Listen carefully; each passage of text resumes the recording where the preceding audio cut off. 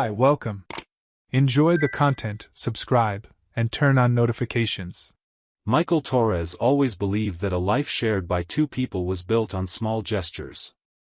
A cup of coffee left on the table before work, quick texts exchanged in the middle of the afternoon, a simple, "I'm home," when walking through the front door.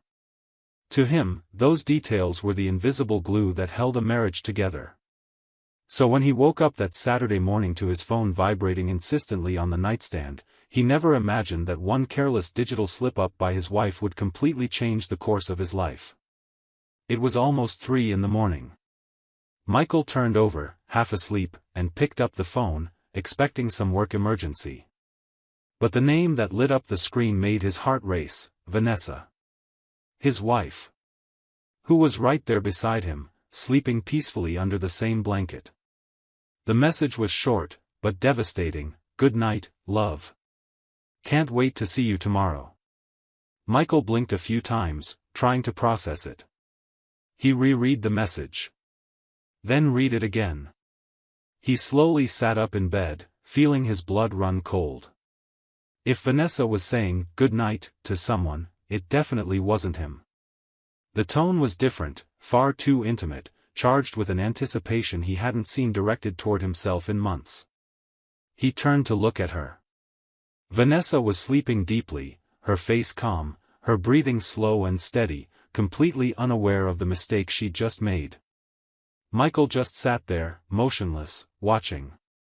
How could she sleep so peacefully? In the minutes that followed, hundreds of thoughts raced through his mind. Could it be a mistake? Maybe she'd meant to send it to him and he was misreading it. But no, that didn't make sense. They'd just gone to bed together, exchanged their usual "good night" before turning off the lights. Why would she send another message to him minutes later?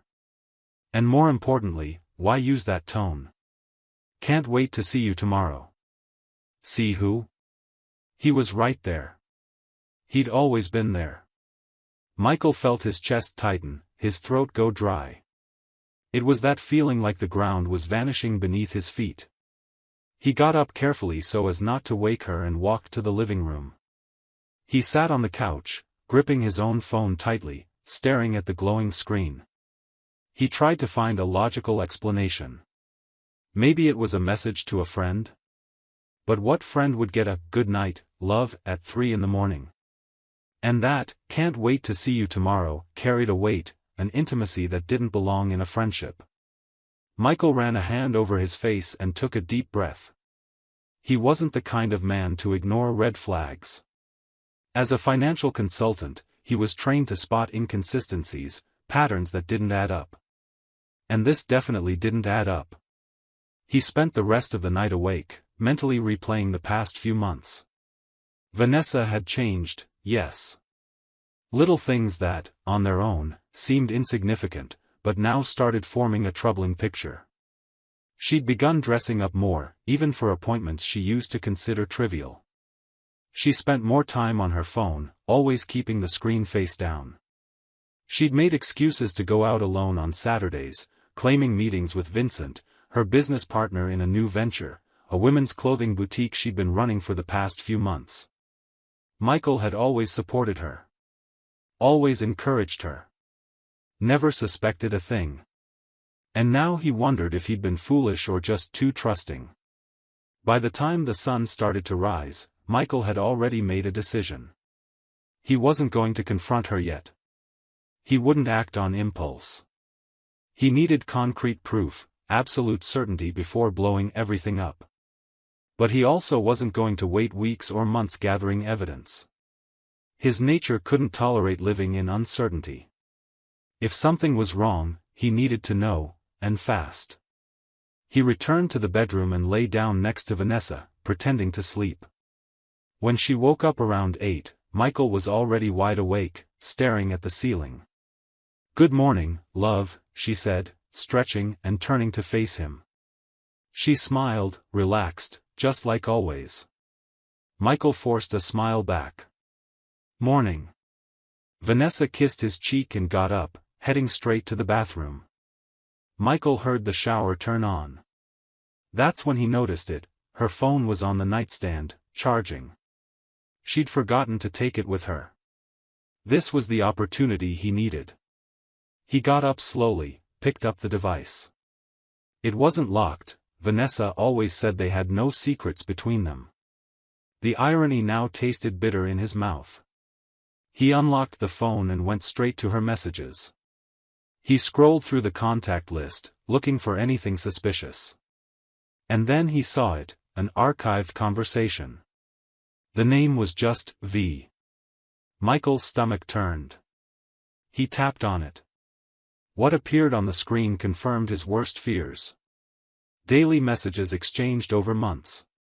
Intimate conversations, details of secret meetings, sensual photos Vanessa had sent, weekend plans. V was Vincent. Her business partner. The man Michael had met in person, greeted, even helped financially in the early days of the business. Michael felt a wave of nausea. He read message after message, each one more painful than the last. "You make me feel alive again," said one. "When I'm with you, I forget everything," said another. And the most recent one, sent in the early hours, "Good night, love. Can't wait to see you tomorrow." She'd sent it to Vincent, but somehow, maybe in her haste or exhaustion, she'd also sent it to Michael. One simple mistake that exposed months of lies. Michael started taking screenshots with his own phone. Every conversation, every exchanged image, every promise made. His hands trembled, but he stayed focused. He needed this. He needed irrefutable proof. When he was done, he placed her phone back exactly where it had been and returned to bed. Vanessa came out of the bathroom minutes later, wrapped in a towel, humming softly to herself. She seemed so light, so happy. Michael watched her, and for the first time in years, he felt like he was looking at a stranger.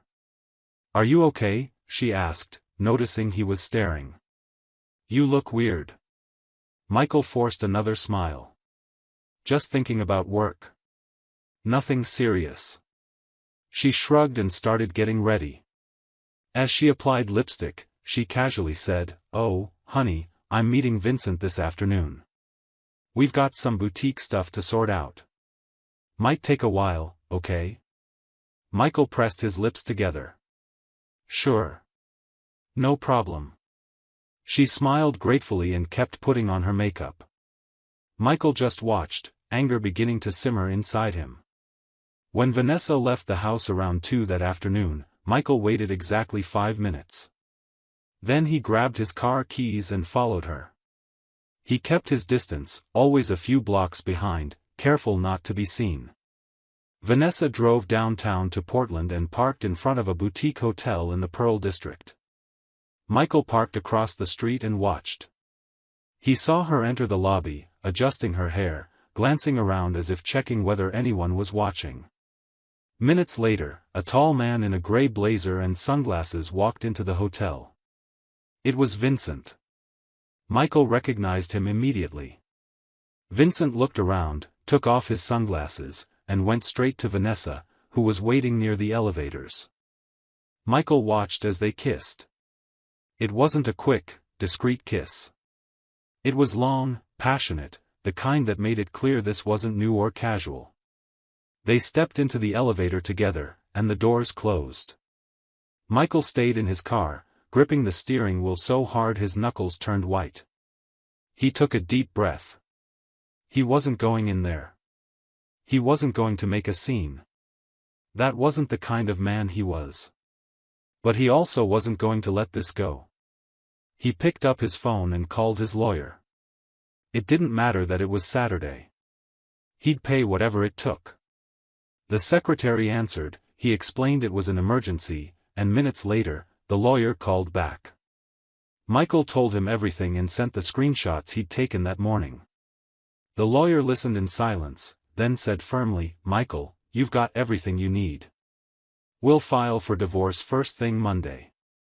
But there's something else you should know." Michael frowned. "What?"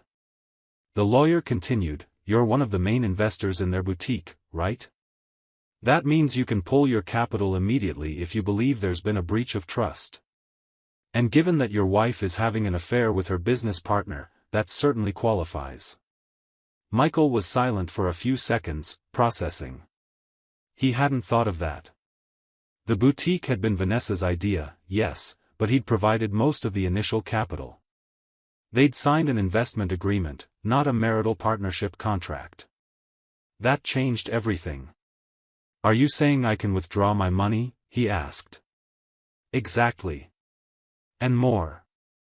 You can claim that the relationship between the partners compromises the integrity of the business. That could trigger a financial investigation. If they've been using company funds to finance extramarital affairs, that's a misuse of funds. It could seriously complicate things for both of them." For the first time that day, Michael smiled. It wasn't a happy smile. It was the smile of someone who'd finally found a path forward. He hung up and stayed there, waiting. Vanessa came out of the hotel 2 hours later, Vincent by her side. They chatted animatedly, laughing, completely unaware they were being watched. They got into their separate cars and drove off in opposite directions. Michael headed back home. He had a lot to plan. That evening, Vanessa came home around 7. She walked in with a bag of Thai food and a smile on her face. "Hey, love. I brought dinner. Figured you'd be hungry." Michael was sitting on the couch, watching TV. He looked at her and smiled. "Perfect. I am." They ate together, talked about trivial things, as if it were just another ordinary night. Michael asked questions about her business meeting. Vanessa lied with astonishing ease, making up details about meetings that never happened, supplier issues that didn't exist. He just listened, mentally noting every lie. On Sunday, Michael woke up early and brought Vanessa coffee in bed, something he hadn't done in months. She was surprised, almost touched. "Honey, this is amazing. What's the occasion?" Michael sat on the edge of the bed, holding his own mug, and looked straight into her eyes. "Your message from Friday night." Vanessa's smile froze. "Message? The one you accidentally sent to me." The color drained from her face. The mug in her hand started to shake. "Michael, I don't know what you're talking about." He pulled his own phone from his pocket and showed her the screen. There it was, "Good night, love. Can't wait to see you tomorrow." Vanessa looked at the screen, then at him, then back at the screen.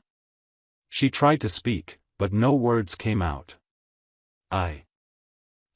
Michael continued, his voice eerily calm, "At first, I thought it was for me. But then I realized we'd already said good night before bed. So I got curious. And you know what I found?" Vanessa started to cry. "Michael, please let me explain." He slowly shook his head. "You don't have to.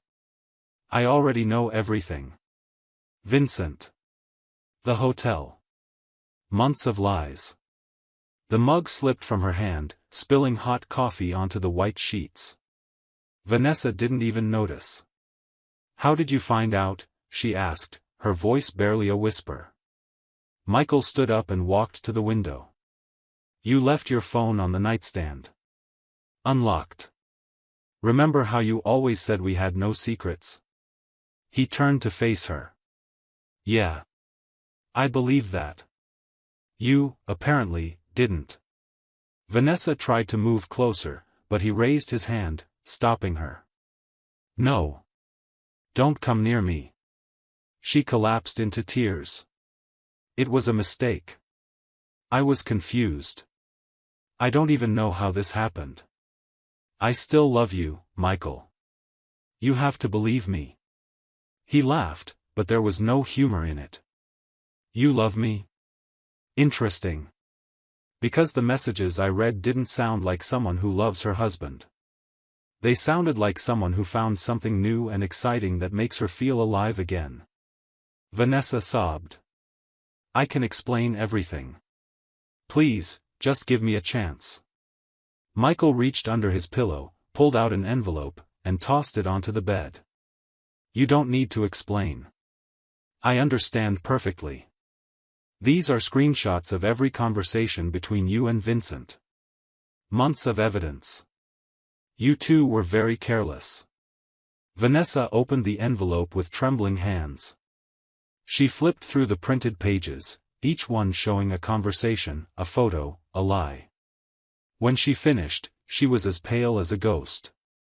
What are you going to do? Michael crossed his arms. I'm divorcing you. That's already decided. My lawyer is filing the papers Monday. But there's more. She looked at him, bracing for the worst. You remember I invested in the boutique, right? 40% of the initial capital came from me. Vanessa started to understand. No. Please don't do this. I'm pulling all my investment. Immediately. And I'm requesting a full audit of the company's accounts. If you two used even a single cent from the boutique to fund your little romantic getaways, it's going to cause a legal mess you won't forget anytime soon. Vanessa dropped to her knees. Michael, this will destroy everything. The boutique is my dream. It's everything I've built. He crouched down to her eye level. You destroyed my dream first. I dreamed of a family, loyalty, respect. You turned that into lies. So now you'll feel what it's like to lose something that matters. He stood up and headed for the door. You've got 48 hours to leave this house. Take your things and go wherever you want. Vincent's place, maybe. See if he'll take you now that this scandal's about to blow up. Vanessa shouted after him, You can't do this. This house is mine too. Michael turned slowly. Read the purchase contract. It's in my name. You never wanted to formalize anything between us, remember? You always said paperwork didn't matter. Well, now those papers are going to protect me. He left the room, leaving Vanessa in tears. He walked downstairs, grabbed his car keys, and went to a nearby cafe. He needed to get out of there, breathe, clear his head. He ordered a double espresso and sat by the window. His phone rang. It was his lawyer. Michael, I managed to move some things up. I'll send the investment withdrawal documents today. And I've got news, I spoke to a forensic accountant. He can start the audit as early as Tuesday. Michael took a deep breath. Perfect. Get it all done. He hung up and sat there, watching the busy street. He felt strange. It wasn't anger, it wasn't sadness. It was a mix of relief and disappointment. Relief at finally knowing the truth. Disappointment at discovering the woman he loved had never really existed. He returned home a few hours later. Vanessa was gone. He took the opportunity to change the locks. Called a locksmith and paid extra to get it done the same day. When it was finished, he texted Vanessa, locks changed. When you come back to get your things, let me know and I'll leave the door open. But only by appointment. She replied minutes later, You're being cruel. He typed back, Cruel is what you did. I'm just being fair. On Monday, the lawyer filed for divorce. On Tuesday, the official notice of investment withdrawal arrived at the boutique. Michael heard through indirect sources that Vincent panicked. Without Michael's capital, the business couldn't survive. They had bills to pay, suppliers to settle with, employees on payroll. The sudden withdrawal of investment was like pulling a pillar out from under a building. On Wednesday, Vanessa showed up at the house. She rang the doorbell insistently. Michael opened the door. She looked different, worn down, with deep dark circles under her eyes. We need to talk. He stood in the doorway, blocking her entry. There's nothing to talk about. Michael, please. Vincent's desperate. The boutique's going under. We're going to lose everything. He shrugged. That's your problem.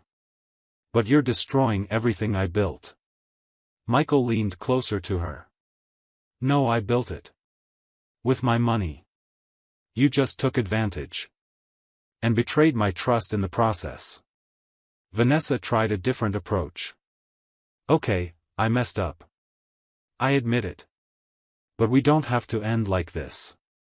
I can break it off with him. We can go to therapy. We can rebuild.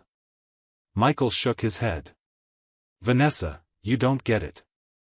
This isn't about rebuilding. It's about dignity. I respect myself too much to stay with someone who betrayed me.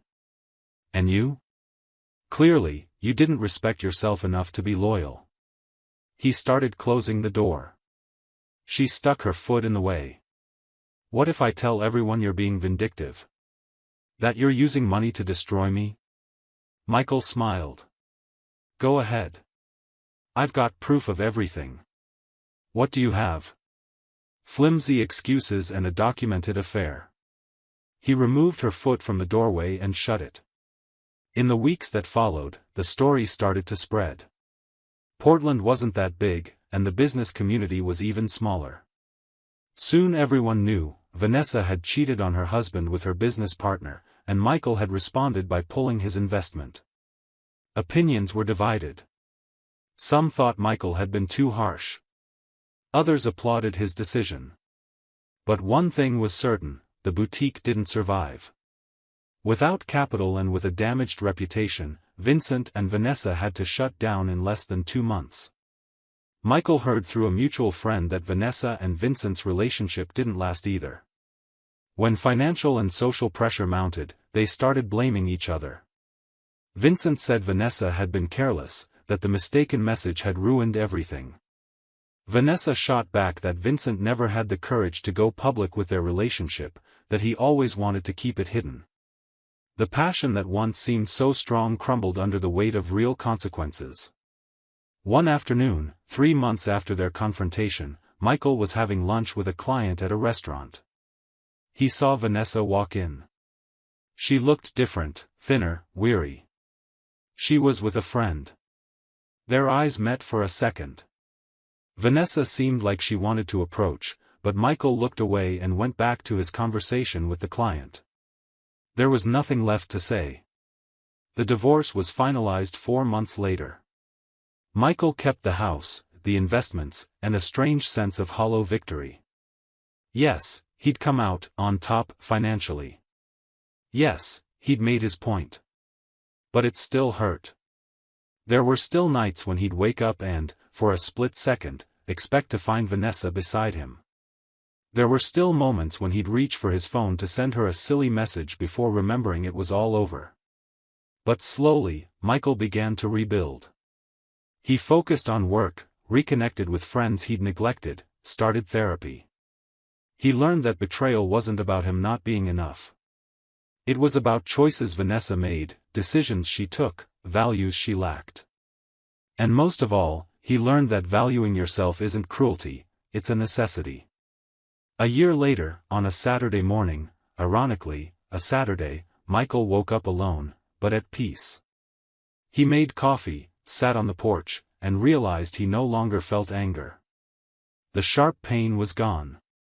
All that remained was a scar. And scars, he'd learned, are signs that you survived.